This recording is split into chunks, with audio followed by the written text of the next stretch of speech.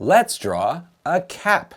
D-R-A-W with M-R-M-I-K-E. Let's begin with a curve.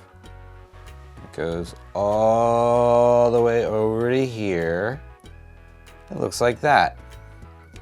Then on the top, we're going to add a little curve like this.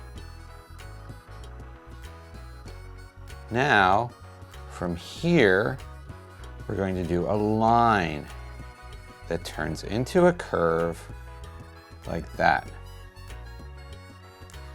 Next, let's draw another curve that looks like this. And now we'll make a straight line that continues to here. And then we're going to connect this point to this point with a curve.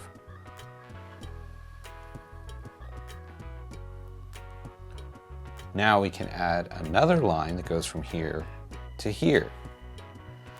Here we go. Whee! Boom, it stopped. All right, now we can add a little curve that closes this shape right there. And all we have to do is add a line from here to here, like that. This is a cap. What color will you make your cap? Will you put it on someone or something? You can do anything you want to your drawing. Use your imagination and add anything you want to it. Thanks for drawing with me today. I'll see you next time. Bye.